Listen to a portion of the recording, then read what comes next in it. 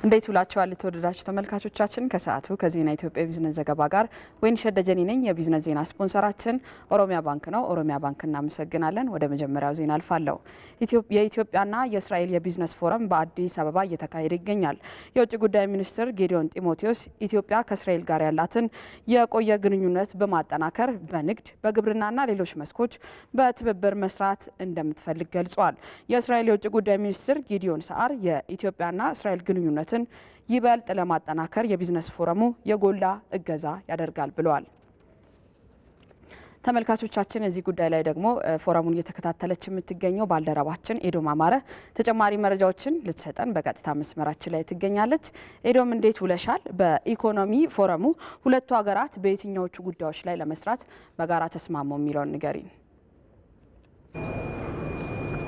አመሰግናለሁ ወይንሸት፣ እንደምን ውለሻል? ቀደም ሲል አንቺን በመግቢያሽ እንደገለጽሽ እንግዲህ የኢትዮ እስራኤል የንግድ ፎረም በዚሁ በመዲናችን በአዲስ አበባ እየተከናወነ ነው የሚገኘው። በዚሁ ፎረም ላይ የሁለቱንም ሀገራት የኢትዮጵያንም የእስራኤልንም የውጭ ጉዳይ ሚኒስትሮች ጨምሮ በርካታ ከፍተኛ የመንግስት የስራ ኃላፊዎች የተሳተፉበት ፎረም ነው። እንግዲህ በዚሁ ፎረም ላይ መክፈቻቸውን ያደረጉት የኢትዮጵያ የውጭ ጉዳይ ሚኒስትርና የእስራኤል የውጭ ጉዳይ ሚኒስትር በጋራ ይህንን ፎረም አስጀምረዋል። በመድረኩ ላይ ንግግር ያደረጉት የኢፌድሪ የውጭ ጉዳይ ሚኒስትር ጌዲዮን ጢሞቴዎስ እንግዲህ ኢትዮጵያና እስራኤል ያላቸው ግንኙነት ረጅም ጊዜን ያስቆጠረና ልዩ እንደሆነ ገልጸዋል። በዚህም እንግዲህ ግንኙነታቸው በግብርና፣ በውሃ አስተዳደር፣ በጤና፣ በቴክኖሎጂና በትምህርት ዘርፎች ላይ መስፋፋቱን እንደዚሁ ገልጸዋል። ይህ መድረክ የኢኮኖሚ ዲፕሎማሲን የሚያጎለብትም እንደሆነ የውጭ ጉዳይ ሚኒስትሩ አንስተዋል። በአሁኑ ወቅት ኢትዮጵያ ሁሉን አቀፍ የኢኮኖሚ ማሻሻያ እያደረገች እንደሆነም የውጭ ጉዳይ ሚኒስትር ጌዲዮን ጢሞቴዎስ በዚሁ መድረክ ላይ አንስተዋል። ሌላው እዚሁ መድረክ ላይ እንግዲህ ተሳታፊ የነበሩት የእስራኤል የውጭ ጉዳይ ሚኒስትር ጌዲዮን ሰዓር ናቸው። እሳቸውም እንዲሁ የኢትዮጵያና የእስራኤል ግንኙነት ረጅም ጊዜን ያስቆጠረና ልዩ የሆነ እንደሆነ እንደዚሁ አንስተዋል። የግብርና የጤናና ሌሎች ትብብሮችንም እስራኤል ከኢትዮጵያ ጋር አጠናክራ መቀጠል እንደምትፈልግ ነው የእስራኤል የውጭ ጉዳይ ሚኒስትር የገለጹት። እንደዚሁ እኚሁ የውጭ ጉዳይ ሚኒስትር ያሉት ምንድነው እስራኤል የኢትዮጵያ የስኬት አካል መሆን እንደምትፈልግም እንግዲህ በዚሁ በመክፈቻ ንግግራቸው ላይ ተናግረዋል። ይህ ቢዝነስ ፎረም የተለያዩ የመንግስት አካላት የተሳተፉበት ነው። ከእስራኤልም የተለያዩ ባለሀብቶች መጥተው እዚህ የተሳተፉ ያሉበት ሁኔታ ነው ያለው። ለጊዜው ያለኝ መረጃ ይህንን ይመስላል። ወይንሸት፣ ባልደረባችን ኤዶም አማረ ለሰጠሽን መረጃ እናመሰግናለን። መልካም ቀን ይሆናልሽ። ተመልካቾቻችን የዜና ኢትዮጵያ ቢዝነስ ዘገባችን እንደቀጠለ ነው። የማክሮ ኢኮኖሚ ማሻሻያው የሀገር ውስጥ ኢንዱስትሪ ምርቶችን ተወዳዳሪነት እንዲጨምር ምቹ ሁኔታ መፍጠሩን የጠቅላይ ሚኒስትሩ አማካሪ አምባሳደር ግርማ ብሩ ገለጹ።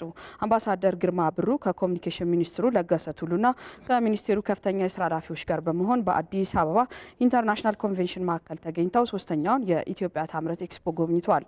ጉብኝቱን አስመልክቶ የጠቅላይ ሚኒስትሩ የማክሮ ኢኮኖሚ አማካሪ አምባሳደር ግርማ ብሩ በሰጡት ማብራሪያ ኢትዮጵያ ታምረት የሀገር ውስጥ ምርታማነት እንዲጨምር ምቹ ሁኔታን ፈጥሯልን ብለዋል።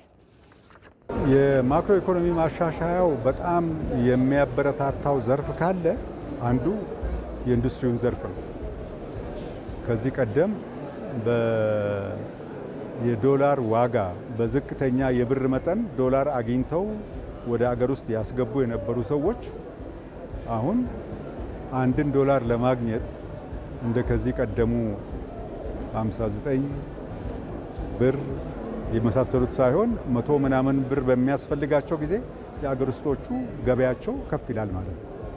የኢኮኖሚ ማሻሻያው ዓላማም ምርቶች ትክክለኛ ዋጋቸውን እንዲያገኙ ማድረግ ነው እና አሁን የሀገር ውስጥ ተኪ ምርቶች ትክክለኛውን ዋጋቸውን እያገኙ ስለሆነ ተወዳዳሪ ያደርጋቸዋል ማለት ነው። የመንግስት ኮሚኒኬሽን አገልግሎት ሚኒስትር ዴኤታ ተስፋን ጎበዛይ የኢትዮጵያ ታምረት ንቅናቄ የኢንዱስትሪ ዘርፍ ምርትና ምርታማነት እንዲጨምር ማድረጉን አብራርተዋል። ንቅናቄው የታለመለትን ግብ እንዲመታ የመገናኛ ብዙሃን አስተዋጽኦ ጉልህ መሆኑንም ሚኒስትር ዴኤታው ገልጸዋል። ሚዲያዎች ባለፉት እንግዲህ ሳምንት አካባቢ ሊሆነው አጠቃላይ ከሩጫው ጊዜ ጀምሮ ያለውን ጊዜ በትኩረት በመስጠት እየተሰራ ያለው ስራ በጣም ከፍተኛ ምስጋና የሚገባው ነው። ይሄንን ደግሞ የበለጠ ማስቀጠል ይገባል። ኢትዮጵያ ታምርት ስንል ማምረት አንድ ነገር ነው። የኢትዮጵያን ምርት እንግዛ፣ የኢትዮጵያን ምርት እንጠቀም የሚል ደግሞ ሌላ ንቅናቄ መኖር አለበት። እነዚህን ሁለቱ ንቅናቄዎች ደግሞ በአመት ውስጥ ለአንድ ሳምንት ለውስን ቀናት በማካሄድ ብቻ ሊመጣ ስለማይችል ቀጣይነት ባለው መልኩ የተሰራበት ቀጣይነት ባለው መልኩ ውጤት እየመጣበት መሄድ ይገባዋል ማለት ነው። ኢትዮጵያ የአፍሪካ ነጻ ንግድ ቀጠና ስምምነትን በቅርቡ መተግበር ትጀምራለች ሲሉ የንግድና ቀጠናዊ ትስስር ሚኒስትር ካሳሁን ጎንፌ ተናገሩ። የምስራቅና ደቡባዊ አፍሪካ የጋራ ገበያ ኮሜሳ ሳምንትን አስመልክቶ ሁለተኛው የኮሜሳ ተቋማዊ የግንዛቤ ማስጨበጫ ፎረም በአዲስ አበባ እየተካሄደ ነው። ቅድስት ማሞ ተጨማሪ አላት። የንግድና ቀጠናዊ ትስስር ሚኒስቴር ኢትዮጵያ የዓለም ንግድ ድርጅት አባል እንድትሆንና የአፍሪካ ነጻ ንግድ ቀጠናን ለመጀመር እየሰራ ይገኛል። ከሀገራዊ ለውጥ በኋላ ቀጠናዊ ንግድ ትስስርን ለማሳደግና የዓለም ንግድ ድርጅት አባል ለመሆን እያደረገች ያለው ጥረት ወደ ውጤት እየመጣ ነው ይላሉ ሚኒስትሩ ካሳሁን ጎፌ። ከለውጡ ወዲህ ነው ነገሮች እየሳቡ የመጡት። ኮሜሳ 20 ዓመት አልፎናል። የዓለም ንግድ ድርጅት ድርድር 20 ዓመት አልፎናል። 20 ዓመት አልፎናል ቁጥር ነው እንጂ በ20 ዓመት ውስጥ የተሰራ ስራ ኖሮ ኮሜሳንም በ10% ኤፍቲኤ ነው የገባ ነው እንጂ ኮሜሳን 90%ን ፍሪ ማድረግ ላይ በኮሜሳ አባል ሀገራት ደረጃ የሚደረገውን ሪስፕሮሲቲ ነው። ይሄ በሰጣው ቁጥር ይሰጣል። የተሻለ አምራች ከሆን ገበያ ታገኛለህ ማለት ነው፣ የሚተነበይ ገበያ። አሁን ላይ ግን በተጨባጭ ለኮሜሳ የሰጠነው የጉድስ ኦፈርም ጭምር በመጽሐፍ የታተመበት ጊዜ ስለሆነ ንግድ መጀመር እንችላለን። ሚኒስትሮች ምክር ቤት የወሰነው ከአንድ ወር በኋላ መጀመር ትችላላችሁ ነው። ከአንድ ወር 1 ሳምንት አልፏል። ከ3 ሳምንት በኋላ በቀጥታ እንጀምራለን ማለት ነው። እንደ ሚኒስትሩ ገለጻ ኢትዮጵያ ለሀገሪቱ የንግድ ውህደት እያደረገችው ባለው አስተዋጽኦ የምስራቅና ደቡባዊ አፍሪካ የጋራ ገበያ ኮሜሳ ሳምንትን እንድታዘጋጅ ተመርጣለች። በኮሜሳ አባል ሀገራት ደረጃ የሚደረገውን የሸቀጥ ዝውውርና ንግድ እንቅስቃሴ ወደሚተነበይና የሚታወቅ ገበያ ለማምራትና ንግድን ለመጀመር የሚያስችል ጅማሮ ባበሰርንበት ዋዜማ የሚከናወን ፕሮግራም ከመሆኑ ጋር ተያይዞ ሀገራችን በአንድ በኩል የዓለም ንግድ ድርጅት ድርድር አባልነትን እየገፋች በሌላ በኩል የቀጠናዊ ትስስሮችን የኮሜሳም የአፍሪካ ነጻ ንግድ ቀጠና ማዕቀፍ የሚደረጉ ንግዶችን ለማሳለጥ ከምንም ጊዜ በላይ ለተሞክሮ መትበቃ ሀገር ስለሆነች ነው ተመርጠን እኛ ጋር እየተከናወነ ያለው። የምስራቅና ደቡባዊ አፍሪካ የጋራ ገበያ ኮሜሳ ዋና ጸሐፊ ቺሌስ ካፒዮ ለአየር ንብረት ተጽዕኖ የማይበገር ኢኮኖሚ ለመገንባት የፈጠራ ስራዎችን ማጠናከር እንደሚገባ ጠቅሰው ለንግድ ስራ ፈጣሪዎች ተገቢው ድጋፍ ሊደረግ እንደሚገባም ተናግረዋል።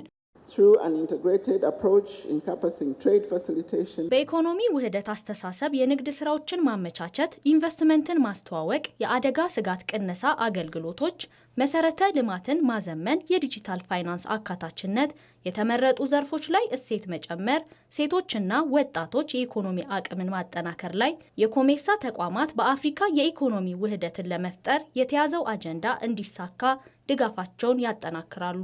የምስራቅና ደቡባዊ አፍሪካ የጋራ ገበያ የሴቶች ቢዝነስ ፌዴሬሽን ሰብሳቢ ማውረን ሱምቤ ሴት ስራ ፈጣሪዎች ያላቸውን አቅም አውጥተው እንዲጠቀሙ እድሉን ማመቻቸት ይገባል ብለዋል። በኮሜሳ አባል ሀገራት ውስጥ የሚገኙና በንግድ ስራ የተሰማሩ በርካታ ሴቶች ውጤታማ መሆናቸውን ማረጋገጥ ተችሏል። በዚህ ቀጠና ከ70 በመቶ በላይ ድንበር ተሻጋሪ የንግድ እንቅስቃሴው በሴቶች የሚከወን ነው። ይህም የሀገሪቷን የንግድ ውህደት እውን ለማድረግ ያግዛል። በሌላ በኩል ሴቶች በአፍሪካ ግብርና ስራ ላይ ትልቅ ድርሻ አላቸው። የምስራቅና ደቡባዊ አፍሪካ የጋራ ገበያ ኮሜሳ ሳምንት የአየር ንብረት ለውጥን የሚቋቋም የግብርና ማዕድንና ቱሪዝም የእሴት ሰንሰለቶችን በማጎልበት ክልላዊ ውህደትን ማፋጠን በሚል መሪ ሀሳብ በተለያዩ ሁነቶች ይከበራል። ዘገባው የኢዜአ ነው። በኢትዮጵያ የማር ምርትና ምርታማነትን ለማሳደግ በተሰራው ስራ ተጨባጭ ውጤት ማምጣቱን የግብርና ሚኒስትር ግርማ አመንቴ ገለጹ። የጅማ ዞን የማር ምርትን ለሀገር ውስጥና ለውጭ ገበያ ማቅረብ የማስጀመሪያ መርሃ ግብር በጅማ ከተማ ተካሂዷል። ራሄል አብደላ በኢትዮጵያ የማር ምርትና ምርታማነትን ለማሳደግ የተሰራ ስራ ተጨባጭ ውጤት አምጥቷል ሲሉ የግብርና ሚኒስትር ዶክተር ግርማ አመንቴ ተናግረዋል። በጅማ ዞንም የማር ምርት ምርታማነትን ለማሳደግ በተሰራ ስራ ከእቅድ በላይ አፈጻጸም መመዝገቡን ገልጸዋል። ወደ 217,000 ቶን ማር አምርታለች ኢትዮጵያ ባለፉት 9 ወራት። ስለዚህ ዘመናዊ ቀፎ ማሰራጨት፣ የማር ምርቱን መጨመር፣ በዚህ ጉዳይ ላይ እንደ ኢትዮጵያ ትልቅ ምርት እየተመረተ ያለው ኦሮሚያ ክልል ነው። ከዛ ውስጥ ደግሞ ጅማ ዞን አንዱ ነው። የኦሮሚያ ግብርና ቢሮ ኃላፊ አቶ ጌቱ ገመቹ በበኩላቸው በክልሉ የዘመናዊ ቀፎ ክላስተሮችን በማሳደግ ከፍተኛ የማር ምርት ተገኝቷል ብለዋል። በአሁኑ ወቅት የዘመናዊ የንብ ቀፎ ብቻ ወደ 3 ሚሊዮን አካባቢ ያደረስንበት ሁኔታ ነው ያለው። ይሄ ቀፎ ማሰራጨት ብቻ ሳይሆን ደግሞ የማር ምርትም በዛው መጠን እንዲያድግ እያደረግን ነው ያለ ነው ማለት ነው።